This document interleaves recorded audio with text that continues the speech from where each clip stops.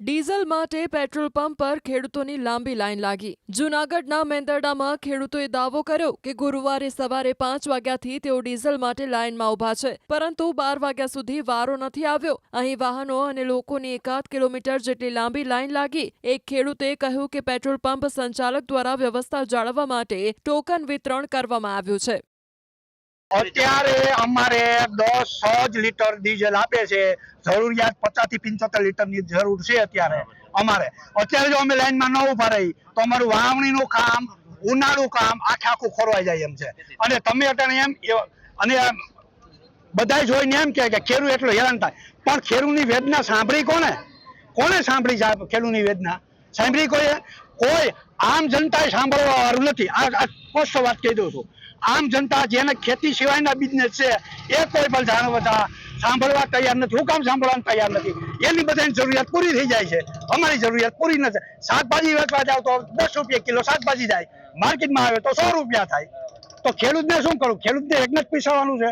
આજે 5:30 વાગ્યાથી ખેડૂતો આ ડીઝલની હારમાં ઉભા છે। કેરબા લઈને, ટ્રેક્ટરો લઈને, સાધન બધી ટોટલી વસ્તુ અમે લઈને આવ્યા છીએ। સમજો તમને કહો 5 વાગ્યાને હેરાન થાય છે। અને અત્યારે લાઈન છે ડીઝલની 1.5 થી 2.5 કિલોમીટર લગીની। સમજો તમને કહો પણ એ છતાં અમને ડીઝલ પૂરું મળતું નથી। અને આપે છે તો એ 500-1000 રૂપિયાનો 500-1000 રૂપિયાનું ટ્રેક્ટરમાં શું કામ કરે? વીઘે ખેતી કામ કરી એટલે 2.5-3 લીટર તો ટ્રેક્ટર ડીઝલ લે જ। સમજો તમને કહો દાંતી છે, રાપ છે, માઠ છે, રોટાવેટર છે, કોઈ પણ આખી સમજો। હવે અત્યારે અમારે બધે વાવેતર, અત્યારે અમારે ખેતીનું પૂરેપૂરું કામ કરવાની તૈયારીમાં તલ ની કાપણી થઈ ગઈ છે, મગની કાપણી થઈ ગઈ છે। સમજો તમને કહો પછી હવે અત્યારે અમારે ખેડા વગરનું તો ચોમાસું માથે આવીને ઉભું રહ્યું છે। હમણાં આગાહી ઉપર આગાહી આપે છે કે હમણાં 24-25 તારીખમાં વરસાદ થઈ જાય તો ખેતી કર્યા વગરનું વાવશું શું? અમે તો ખેડૂત એ રીતના મૂંઝાણા છે। 50 લીટરની જરૂરિયાત છે અટાણે ખેડૂતને, એની જગ્યાએ અટાણે 10 લીટર મળે છે। 150 તો 150 બે બાજુ ટોકન આપ્યા, 300 ટોકનની વિતરણ થયું છે। 300 ટોકનનું 200 જણા અટાણે પાછા રિટાઈન ગયા છે।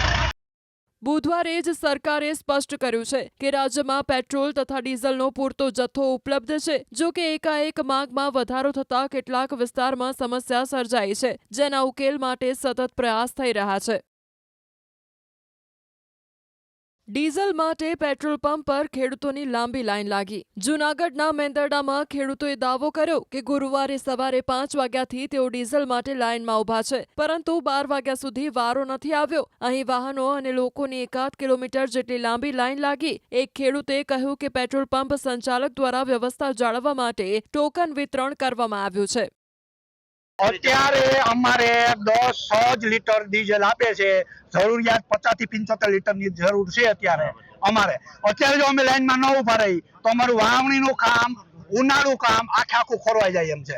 અને તમે અત્યારે એમ અને બધા જોઈને એમ કે ખેડૂત એટલો હેરાન થાય, પણ ખેડૂતની વેદના સાંભળી કોને સાંભળી છે? ખેડૂતની વેદના સાંભળી કોઈ આમ જનતાએ સાંભળવા વાળું નથી। આ સ્પષ્ટ વાત કહી દઉં છું।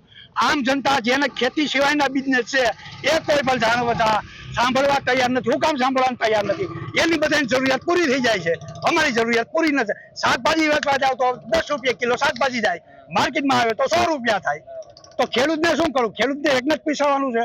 આજે 5:30 વાગ્યાથી ખેડૂતો આ ડીઝલની હારમાં ઉભા છે। કેરબા લઈને, ટ્રેક્ટરો લઈને, સાધન બધી ટોટલી વસ્તુ અમે લઈને આવ્યા છીએ। સમજો તમને કહો 5 વાગ્યાને હેરાન થાય છે। અને અત્યારે લાઈન છે ડીઝલની 1.5 થી 2.5 કિલોમીટર લગીની। સમજો તમને કહો પણ એ છતાં અમને ડીઝલ પૂરું મળતું નથી। અને આપે છે તો એ 500-1000 રૂપિયાનો 500-1000 રૂપિયાનું ટ્રેક્ટરમાં શું કામ કરે?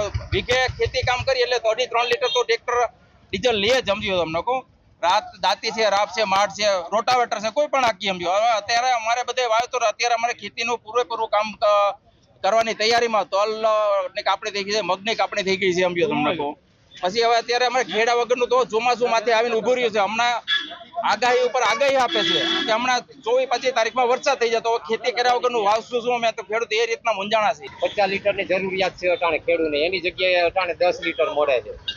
150 તો 150 બે બાજુ ટોકન આપ્યા, 300 ટોકનની વિતરણ થયું છે। 300 ટોકનનું 200 જણા અટાણે પાછા રિટાઈન ગયા છે।